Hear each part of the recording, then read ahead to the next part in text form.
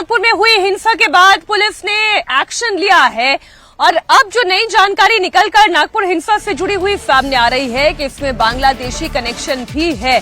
आपको जानकारी दे दें, नागपुर हिंसा को लेकर साजिश का बड़ा खुलासा हुआ है। नागपुर हिंसा का बांग्लादेश कनेक्शन सामने आया है। नागपुर पुलिस के साइबर सेल ने बांग्लादेश में एक्टिव सोशल मीडिया अकाउंट की पहचान की है, जिनका सीधा कनेक्शन नागपुर हिंसा से जुड़ा हुआ सामने आ रहा है। नागपुर में बड़े पैमाने पर हिंसा की धमकी दी गई है। नागपुर पुलिस साइबर सेल की नजर ऐसे और सोशल मीडिया पोस्ट पर है जिनके जरिए ये आग भड़काई गई। पुलिस लगातार एक्शन ले रही है और इस सिलसिले में बहुत जल्द पुलिस जीसीपी थोड़ी देर में पुलिस की cyber cell GCP press conference लेने जा रही है। नागपुर पुलिस दंगाइयों की धरपकड़ कर रही है। वहीं सोशल मीडिया पर आग लगाने वालों के खिलाफ भी एक्शन लिया जा रहा है। अभी तक कुल 10 एफआईआर इस पूरे मामले में दर्ज कर दी गई हैं। 4 एफआईआर सोशल मीडिया पर भड़काऊ पोस्ट करने के मामले में की गई हैं। साइबर सेल ने अब तक 97 ऐसे पोस्ट की पहचान की है जो कि इस पूरी हिंसा से जुड़ी हुई झूठी जानकारियां सर्कुलेट कर रही थी। एक ऐसे पोस्ट की भी पहचान की जा रही है। क्या इनके पीछे कोई और कनेक्शन भी सामने है, क्योंकि बांग्लादेशी कनेक्शन तो दिखाई दे रहा है। इनमें बांग्लादेश के सोशल मीडिया अकाउंट ही नहीं बल्कि हमारे देश में बैठे हुए कई नफरती लोग भी शामिल हैं। पुलिस अभी तक नागपुर हिंसा के सिलसिले में 90 आरोपियों को गिरफ्तार कर चुकी है। वीएचपी के 8 नेता भी शामिल है। विश्व हिंदू परिषद के नेताओं को सरेंडर करने के कुछ ही देर के बाद जमानत भी दे दी गई है।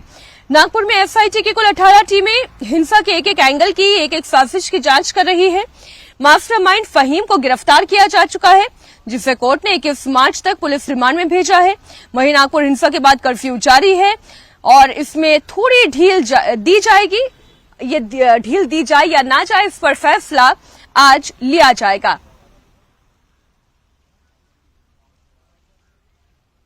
हमारे सहयोगी इस वक्त कुमार राजेश इस पूरे मामले पर जुड़े हुए हैं। राजेश, जिस तरीके से घटना पेश आई है, इसमें बांग्लादेशी कनेक्शन क्या निकल कर आया है?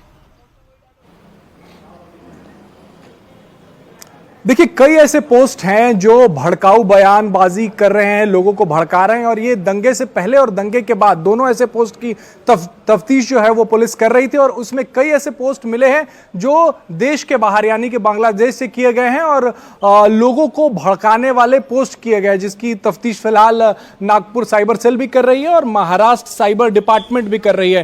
तो तकरीबन ऐसे 100 पोस्ट हैं मीनाक्षी, जिनकी जांच चल रही है और उन पोस्ट को ब्लॉक किया जा रहा है, डिलीट किया जा रहा है। 5000 ऐसे पोस्ट हैं। साइबर सेल के सीनियर इंस्पेक्टर इस वक्त हमारे साथ हैं। सर एक मिनट सर, कितने ऐसे पोस्ट हैं? लाइव हैं सर अभी आप इंडिया टीवी पे। कितने ऐसे पोस्ट हैं जिनको आप लोगों ने आइडेंटिफाई किया है जो भड़का रहे हैं? 172 पोस्ट है वैसे तो, अभी उसमें से 37 पे हमने केस किया है। रात को डिलीट किया है और क्या डिलीट सभी करने के लिए भेजा है महाराष्ट्र साइबर को।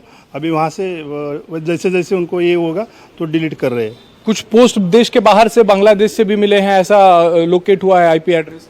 अभी आईपी एड्रेस आने के बाद ही वो पता चलेगा कैसे बाहर से भी हुई है। तो ये दंगे के पहले और दंगे के बाद दोनों तो के पोस्ट जो है वो आप नहीं, दंगे के बाद पहले नहीं, दंगे चालू हुए वैसे ही चालू हो गए पोस्ट, तो उसको हम डिलीट कर रहे हैं और उस पर जो भड़का हुआ है उस पर कार्रवाई कर रहे हैं। तो कार्रवाई कर रही है साइबर सेल की टीम और आपको मैं साइबर सेल के दफ्तर में भी लेके जाता हूं और दिखाता हूं कि किस तरीके से ये कार्रवाई हो रही है मीनाक्षी, क्योंकि पुलिस का मानना है कि एक पोस्ट था जिसमें वो चादर जलाने वाला वीडियो था, उसको अलग अलग तरीके से फैलाया गया और साइबर सेल के जो लोग हैं वो हर आपको दिखेंगे कि वो अलग अलग लैपटॉप और कंप्यूटर पे बैठ के वो सारे पोस्ट को खंगाल रहे हैं, देख रहे हैं, एक एक पोस्ट की जानकारी निकाल रहे हैं और फेसबुक को लिख रहे हैं, इंस्टाग्राम को लिख रहे हैं, ताकि वो सारे पोस्ट जो हैं वो डिलीट किए जा सके।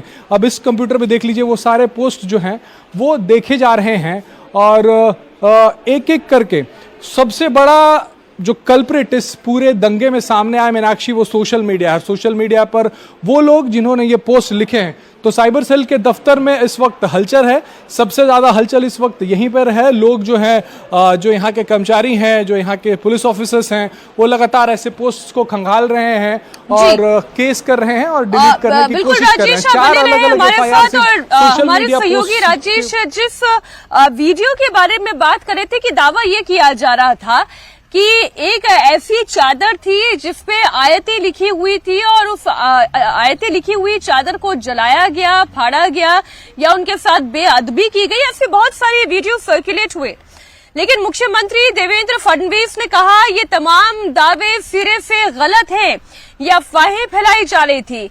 जबकि वीएचपी जिस चादर के साथ प्रदर्शन कर रही थी उस चादर पर कोई आयत नहीं लिखी हुई थी, कोई बेअदबी नहीं की गई है। इस पूरे मामले पर में छानबीन की जाएगी और पुलिस पर हमला करने वालों को तो कब्र से ढूंढ कर निकाला जाएगा।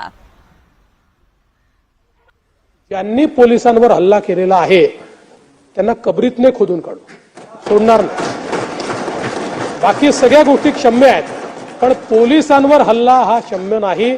त्यामुळे त्यांच्यावर जी स्ट्रिक्टेस्ट कारवाई आहे ती कारवाई करून विविक्षित वेळेमध्ये त्यांच्यावर ही सगळी कारवाई केली जाईल। जसं त्या ठिकाणी औरंगजेबाची कबर जाळली गेली आणि त्याच्यावर कुठली आयात लिहिलेली नव्हती, कुठलीच नाही, त्याचं नीट आम्ही व्हेरिफिकेशन केलं, त्याला मॅग्निफाय करूनही व्हेरिफिकेशन केलं, पण जाणीवपूर्वक आयाती जाळल्या अशा प्रकारचे त्या ठिकाणी मेसेजेस फिरवण्यात आले आणि त्यातून अशा प्रकारची घटना पुढची जी काही आहे ती घडलेली आहे। आणि म्हणून अशा प्रकारे जे लोक सामाजिक स्वास्थ्य बिघडवतात, जाणीवपूर्वक अशा प्रकारच्या अफवा पसरवतात, त्यांनाही दोषी धरण्यात येईल आणि त्याची कारवाई झालेली आहे। काही लोकांना पकडलेलं देखील आहे। त्यामुळे या संदर्भात कुठल्याही परिस्थितीमध्ये अतिशय कडक कारवाई ही केल्याशिवाय आम्ही थांबणार नाही। नागपुर हिंसा का मास्टरमाइंड फहीम इस वक्त पुलिस की हिरासत में है, पुलिस के रिमांड में उससे सारे सज उगलवाए जा रहे हैं। आपको बता दें, जिस चादर की बात की जा रही है बार बार कि उसमें आयतें लिखी गई थी और फिर उसके साथ बेअदबी की गई, दरअसल ये सरासर झूठ है। अभी तक जितनी भी जांच पड़ताल हुई है उसमें ये पाया गया ऐसा कुछ नहीं हुआ, लेकिन फिर भी फहीम ने इस तरीके की बातें, इस तरीके की अफवाहें फैलाई, बार बार शिकायत की, जिससे कि माहौल खराब हो। अब उससे सच उगलवाया जा रहा है।